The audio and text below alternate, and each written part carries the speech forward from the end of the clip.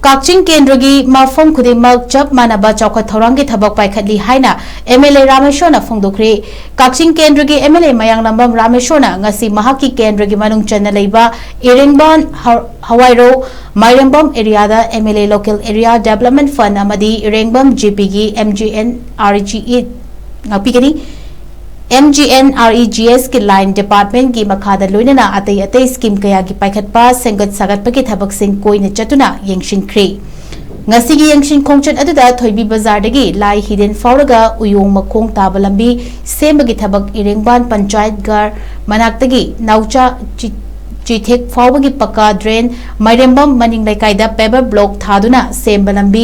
इरेंगबम थोइबी बाजारगी अवांग थंगबा सरुकता इरुम तुरेल मरिलदा तौथोक्तुना सोरा इरेंगबान नचिंगबगी वाटर सप्लाई स्कीम अहुमसी इशिंग लौफम सेमगतपगी थबक पेपर ब्लॉक थादुना सेमखिबा इरेंगबान माइरेंबम हवाई रोगी इबुधौ इरुम निंगथौगी लाइबुंग लोइनना माइरेंबमगी थोंग नचिंगबा कया यंगसिनखि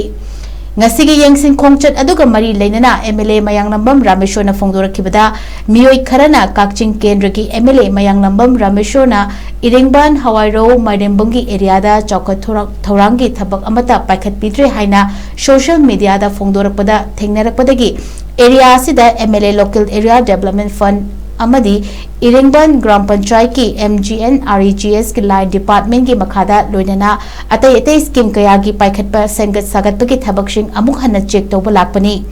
मफम असिदा चौखट थौरांगी थबक कया पाइखटली मसी MLA की कमिटी की मियोई सिंगना पुन्ना यंगशिमिनबा यागनी MLA RAMESWAR na makha taraduna mahaki Kendragi manungda Chaokhat Thouranggi Thabak Paikhatpada Kakching Palel Sora Irengba na chingba Kendra asigi manungda leiba Mapham Khudingmak Chap Mannaba Paikhatli Kanagumba kharana MLA na lambi sembada Kakching manungda khakta sembo oina khaliba asi tawbiganu Palel area da black topping tawdaba pareng mari khakta ngaire Sora dasu kilometer ahum हेना black topping तौख्रे अतै मफम कया दसु लंबी थोंग कया सेमख्रे अतै अतै सेमगत सागतपकी थबक कया पाइखतख्रे काक्चिंग की मनुंग the यावना अतै मफम कया द सेमगदब वालिब लंबी थोंग सिंग याम थुना सेमनब होनरी मखाताना पाइखलकपा थबक सिंगदा मियामना सौगतपिदुना मियाम की थबक तौबा ngamnabagi thona pibiyu haina phongdokhi Melena Sinbiraga NRGS amadi line department gi members singana kusamna biraga sumba Chaokhat khongthang haibatare ni komsi public ki apambagi makha ponna asuk phajana sembi baje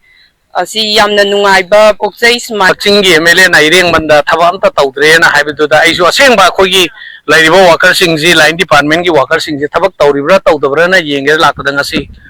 ireng banda tawrimi ba thabak se khoina anga pa mayam tawrame aina isana khangna tawgibada khogi